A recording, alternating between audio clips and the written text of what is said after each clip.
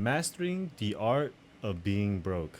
Okay, so in this video, I'm going to show you guys some tips and tricks on how to live like a good living, basically, like a comfortable living while still being broke, right? And you can, being broke, you can still enjoy some simple things, and you don't have to really make a lot of money to enjoy the simple things, right? You could learn how to make the most out of whatever you have. Okay, so the number one thing you should do is mindset shift. So you should really shift your mindset about how you feel towards being broke, right?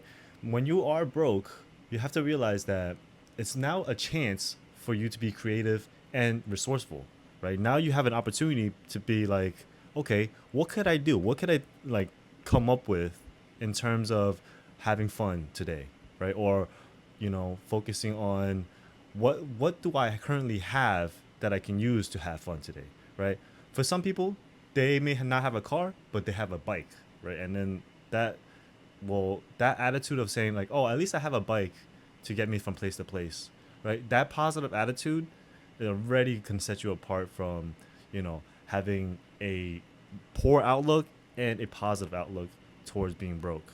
Okay, like a lot of people, like, oh, let's say, you're much older, you don't have a car. That's completely fine. A lot of people don't have cars, so you, instead of saying that, okay, like, just because I don't have a car, I'm gonna be depressed. No, like, you should be able to be grateful of whatever you're lacking, and then come up with a way to be more resourceful on ways of getting around that, right? So for this example, you want to really focusing on your needs and your wants, right? Because you don't necessarily need a car, right? Unless you're working really far away and you actually do need it. You don't really need a car, especially like a luxury car. Like for me, I bought a Tesla. Super bad idea. Like, I financed it because I had good credit at the time, but right, I didn't need the car. Right, I could have just kept borrowing my dad's car, or I could have bought a beater car.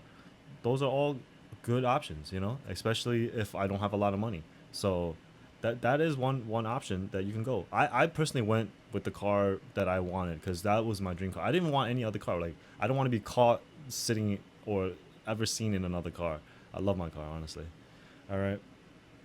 Following up, next topic to help you guys out is budgeting basics. Okay, so if you are broke, right, you absolutely have to learn about budgeting. Okay, it's not like whether you want to or not. You actually have to learn how to budget. Okay, just the basics. Like, I'm not telling you to like take a full finance course or go to college for finance. Like, it's literally just simple addition of subtraction.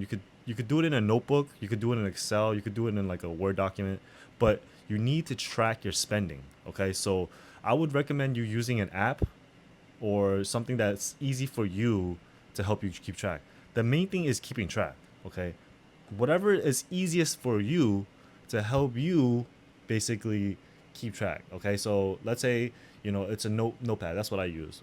Basic little notes in your apps, in your phone, right? So just pull up your notes, blank sheet, start typing in, okay, the date, and then just write in every expense that you have that day, right? This is an example of what I do. So if I spend any money that day, like let's say I bought food or I took a girl out on a date, boom, I put that in.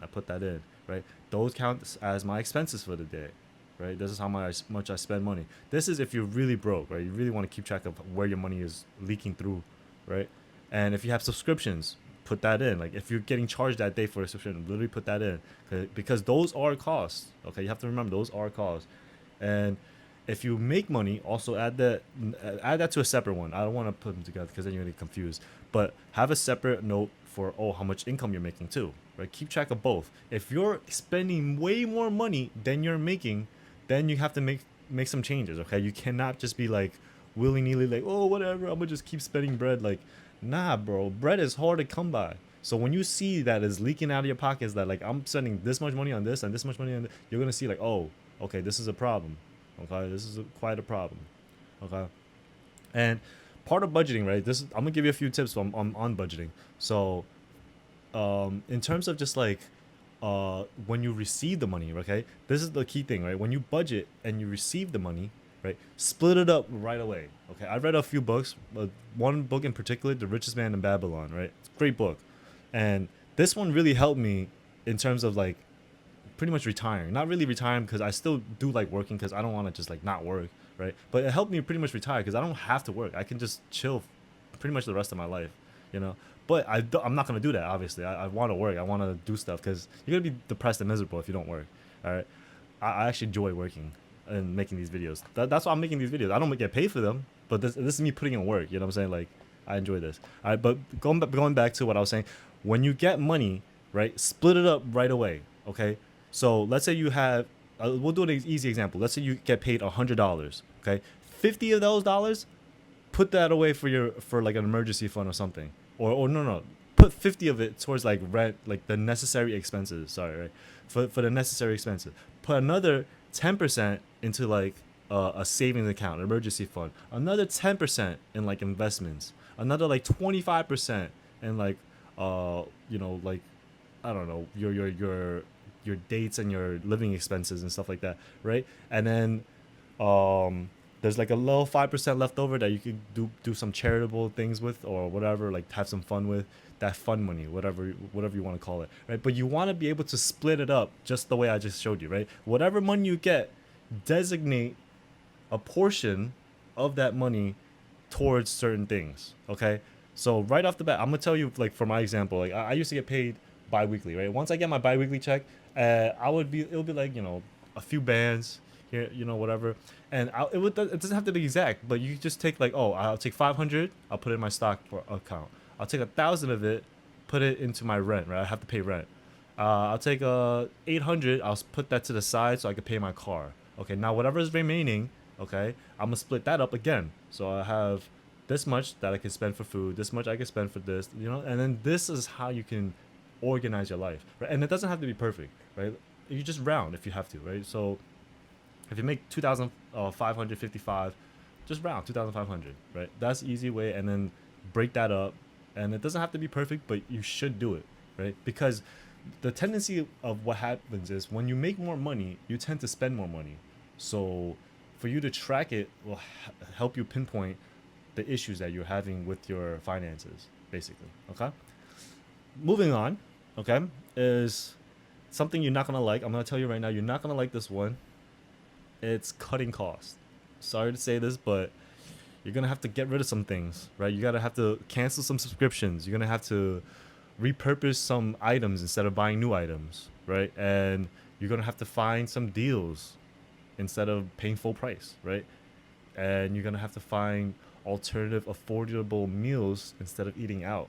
Like, I'm sorry, you gotta do this, but this is something you have to consider implementing if you want to save money, if you want to keep more of the money that you do have, right? Because if you're watching this video, you're pretty much broke, right? So you got to cut the cost of whatever you are spending money already, right? So let's for example say, you're spending even like money on trash bags, for example. Like you buying trash bags like $10 a box of trash bag.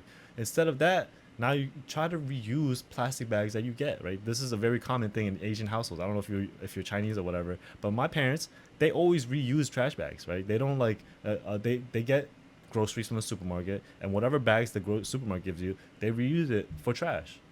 It's a great way to not spend money on trash bags. You know what I'm saying? Another example, it will be like, let's say you have like a paper towel and you have regular towels, right? Instead of constantly using paper towels for like little, like for certain things, just use a regular towel and you get way more uses out of it, like, but then you have to put in the extra work of cleaning the towel.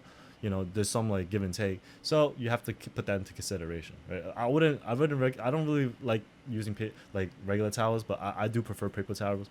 But this is a way to cut down the cost, right, of you spending money on things that you don't really have money to be splurging on, right? I mean, towels are pretty necessity. I'm not gonna hold you, right? You need to clean. You need to have a nice, well kept place, right? So definitely don't cut that out, but like use it sparingly, if that makes sense. That's what I'm saying. Don't just like waste money.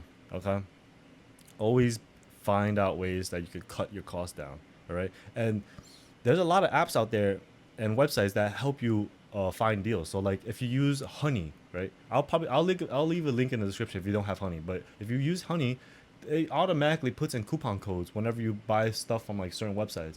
I wouldn't say like Amazon and stuff like that, but like there's some websites like you go to their site, there's like there's coupon codes like hidden around, and Honey will like look for those coupons and just put it in for you. Like you don't have to even add them in or anything.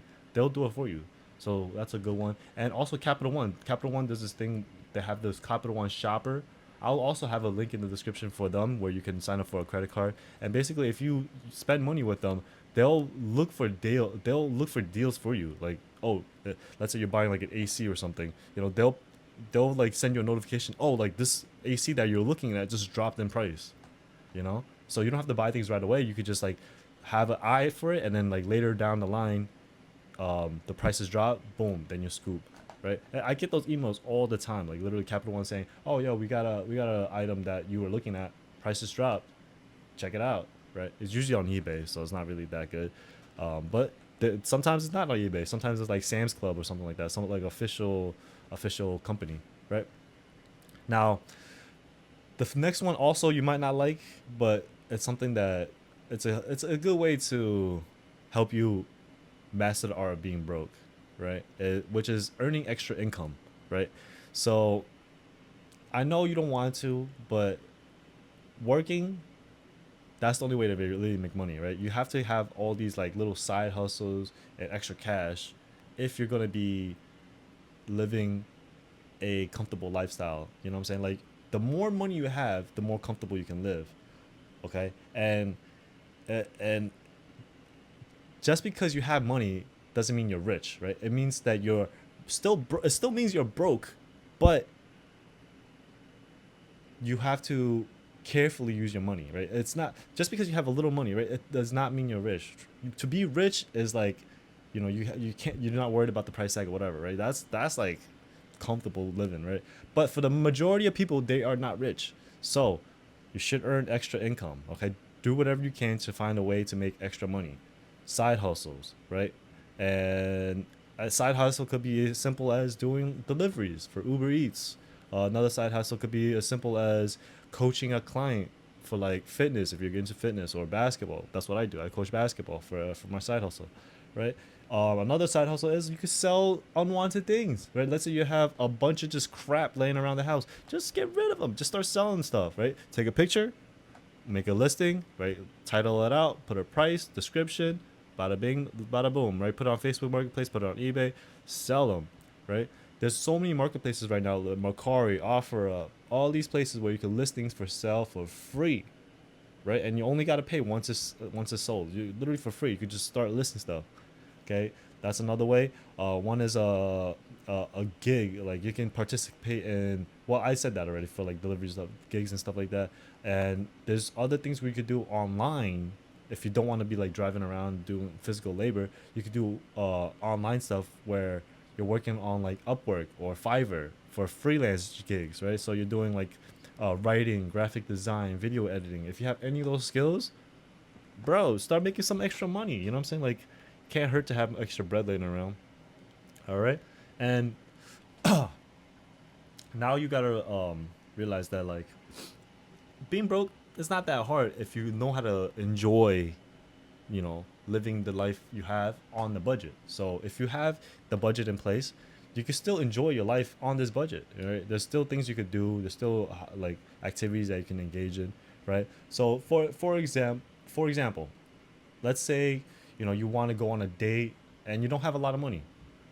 A great way to spend time with a partner is you could go to a park and explore that park, right? You can go to a community event, right? Sometimes there's events at your public library, completely free.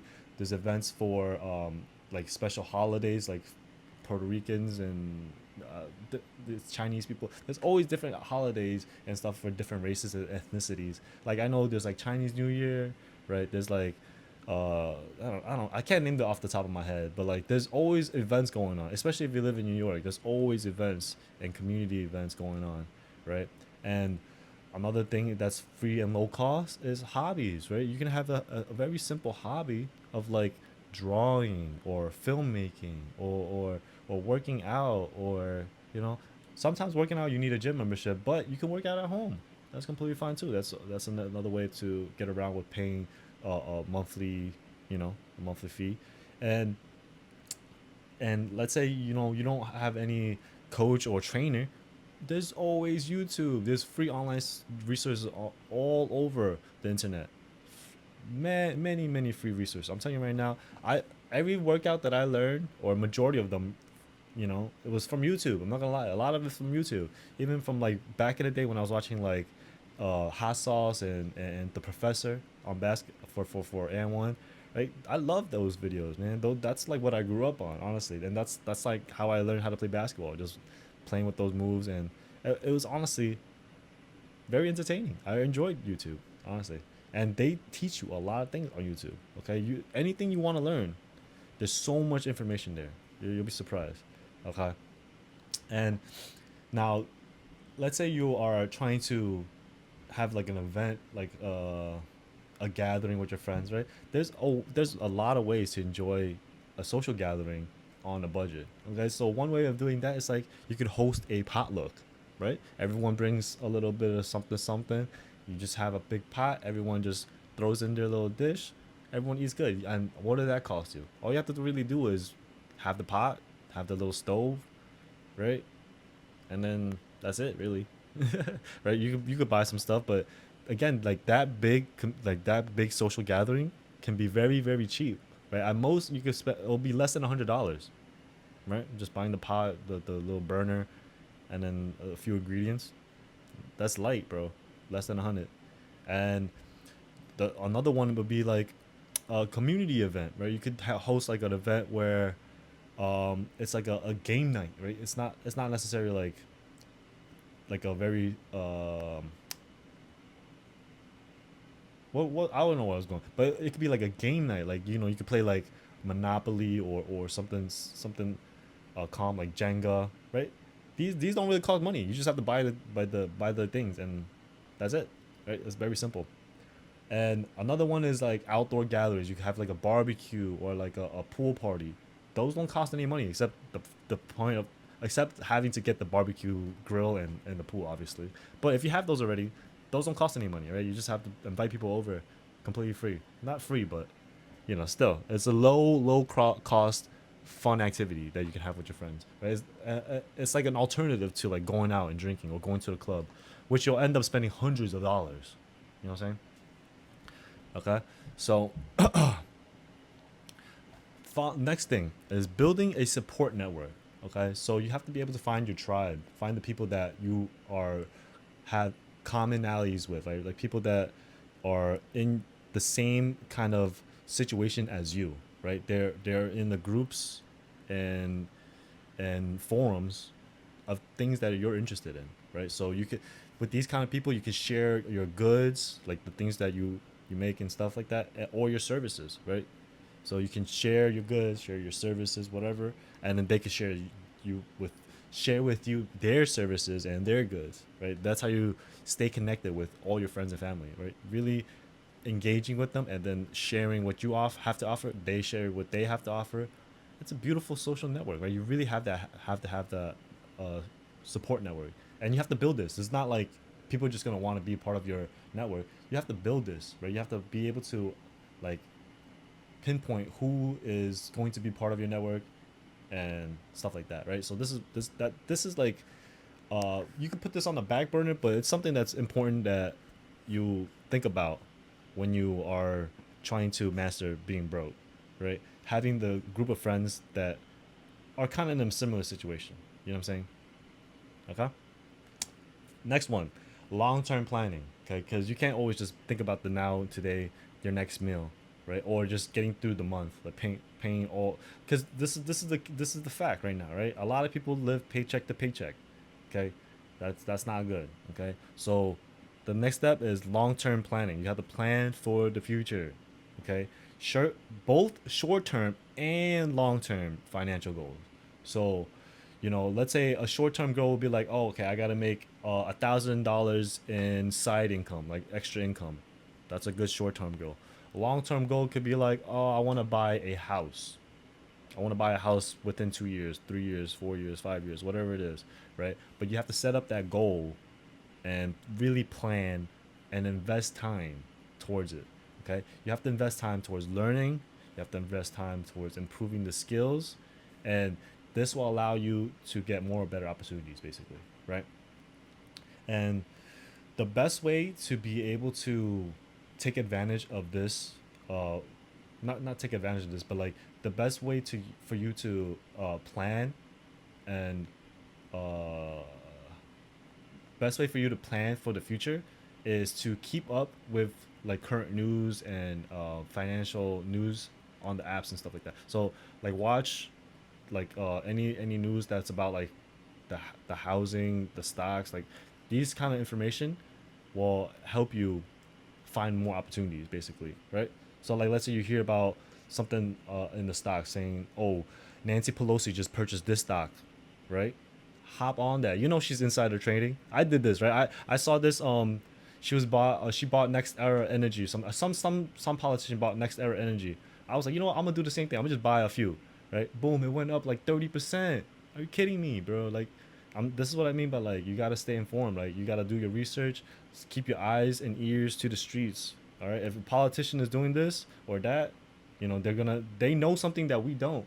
They're spending their hard-earned money and buying stock.